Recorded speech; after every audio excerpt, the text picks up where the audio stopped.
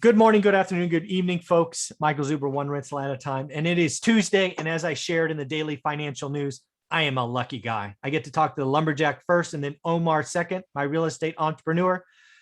It's always fire, man. I appreciate you, Omar. Thanks for giving us some time on this Tuesday. Love it. So what we're going to do in topic number one is, I don't know what it is about the world today. I know I get it. I am positive you get it, but I get asked a lot about like, why do you do what you do? A lot of people, I think a lot of people sense that we do it because of the money, right? And nothing could be farther from the truth, but I thought we should at least have the honest discussion, right? Clearly there are some mentors or wannabe gurus out there that do it for the money that haven't done anything. Pay attention to video number 2 today. But let's talk about you and I, right? Omar and Michael. Why do we do what we do? And I'll let you go first. Well, that's, initially, guys, we're not going to get it twisted. When we do what we do is obviously to get ahead, right? To make money initially, to better our family, better our situation, expand the mind to truly to see what's possible, right? But after all of that, after the dust settles and you've established yourself at any level of the game, okay, it doesn't have to be $1 million, it doesn't have to be $500,000, but if it's a quarter, if it's 200K, well, you're still impacting someone. Okay, so you gotta remember that you're impacting someone's life when you're able to give back and contribute. Now at this stage of the game, like this meeting, our Tuesdays are freaking phenomenal. People that come in, it's all free. Yeah, they go to YouTube and they can listen to us talk about different topics. Yeah. Well, guess what? We are doing it to contribute so you don't make the same mistakes that we made, right? So if it'll cut your curve in half to 5 years versus 10 or 12, 15 years doing a business, that's freaking awesome. But the thing is you also have to allow yourself to learn it, because you don't know it all. And now it's like, I will contribute until I'm blue in the face, because you know why? No one did that for me. Yeah. So that contribution, that reward to at least impact one person based on our journey, that's cool. I mean, I talked about it yesterday in our meeting about why I'm doing it. It's like, I want to give back to you guys so you guys are able to do more in a shorter amount of time. Yeah. I kind of have this. Yeah. I have this vision, and I don't know if it plays for you, but this is how I've internalized it, because I've been asked this question for a while. When I was climbing the mountain, it kind of felt like, or the journey, or whatever you want to call it, the journey to financial freedom, a la the subtitle of my first book. I kind of felt like I was crawling through glass and rocks and debris. It wasn't easy. And in fact, I know why a lot of people quit, because it's hard.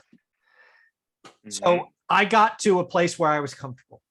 So I'm sitting on a ledge. And when you do this, at least what I see, and then what I see in social media, right? You get to this ledge, I have a choice. I can sit down, enjoy the view that I've created for myself, and pull people up the similar path. Because I only can help you where I can help you. I am not a neurosurgeon. I am not a rocket scientist. None of that stuff plays. But if you want to work full-time, raise a family, build a portfolio, I got you. I can help you. Right? I love it. Right. The other thing I could do when I'm sitting on this ledge is I could take a breather and then go higher, right? Because there's always more to do. I have thought about that a lot. I obviously watch some of Grant Cardone's stuff, and he's flexing in cars and planes and watches that are truly amazing, but it doesn't pull me. It's not my thing. So at least at the moment, and I reserve the right to change my mind, I'm happy where I'm at. So I'm looking down, not up the mountain. Does that make sense? No, totally. Because, you hit a plateau, and I'm not even going to say it's a plateau. It's just you're choosing to stop and smell the roses that you've created and the life that you've accomplished. And now you're looking down at, like, okay, I'm making sure this is good, making sure that's good, and I'm impacting all these people instead of me trying to still get to the next level. And because you're trying to get to the next level, you might, I'm not going to say lack the reward for others, but you're moving too fast for them to catch up. Exactly. And that's a good analogy, because I've never really thought about it that way, Michael. And it makes sense, because when we are so busy trying to get to the next level, what are we not necessarily missing or losing or passing, but the impact isn't going to be as strong if you're still focusing on increasing. And we all should all the time, but it's a great analogy that you came up with there. That's pretty cool, actually. Yeah. So again, right, I'm sitting on this ledge, and again, I reserve the right to change my mind. Right now, my intention is looking down and trying to clear debris and glass and rocks so others can climb faster, right? It took us 15 years. I hope it takes everybody else less than 10, but who knows? At some point, maybe when I'm 54, for whatever reason, I'm like, okay, that's it. We're going to double or triple the portfolio. Guess what? I will spend less time mentoring. I will spend less time on YouTube. I will spend less time talking about pulling people up, because I will have to be different. In order to triple my portfolio, I will have to be different. What worked for me to get to that plateau won't get to the next one. So I will be seeking others. And that variable time that I give away every day, it will be gone, right? I can choose where to spend it. But yeah, so right now, I think that imagery kind of works, right? I'm sitting on a mountain. It's a nice view, but I do have a choice. I can go higher, or I can go down and pull people up. And right now, it is most important for me to pull people up.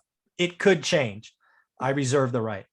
Yeah, that's strong, because we get to a point to where, like, all right, well, can we do more? All right, can I become more? And it's not even do more, it's becoming more to receive more and to impact more. Yeah, that's the difference, because now your reach is bigger. Yeah, because you're getting bigger. Just like when and you brought up GC Grant Cardone, he was doing regular sales meetings for companies for years. Yeah. And then he started implementing, and I saw his growth, and it's been insane. Yes, the cars and the planes now, because he needs depreciation. So he needs to not pay taxes. Yeah. Big difference, different animal, but you make a good point, man. And I really like that. And I'm going to be using that all the time now. I love it. Yeah. Because for me, right, I'm sitting here, I'm impacting about 100,000 people a week now. YouTube, podcast, Instagram, books, courses, about 100,000 people. It's awesome. However, if I want to impact 1 million people a week, you got to do something different. I got to be different. Right now, I'm comfortable where I'm at, and I reserve the right to change my opinion in the future. But right now, I'm okay just being a hammer and keep trying to pull people up to where I'm at. So that's the best analogy I have. Why do I? And then lastly, why I do it? I answered this question when I was draft mode in my first book. I asked myself what I wanted, right? I'd taken care of my family. My daughter's going to have everything she wants and more when I die, which eventually will happen. So I thought about it. I wanted to have something that's around. I want people speaking my name 50 years after I'm dead and gone.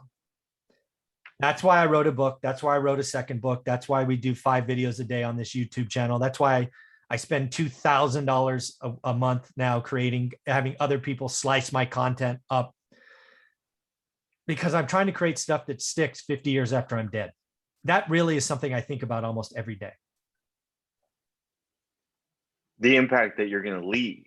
Yeah, after I'm gone, after I no longer can create an original piece of content, I am still spoken for at least 50 years. I think that'll be pretty cool. Yeah, I love it, man. It's inspiring. Honestly, like hearing it, seeing your perspective on it, it definitely inspires. Yeah, that's what I'm thinking. Cool. So that's why I do what I do. I love it. And if people want to join your amazing sales team down there in the inland or the high desert, how can they reach out to you, get part of your world? Yeah, just IG me, guys, at Omar_Alfaro. It's there. There's a lot of content getting put out, and we're here to help, at any stage of the game. Yeah. And again, he is a giver. He helps. Reach out, Omar_Alfaro on IG. Thanks, man.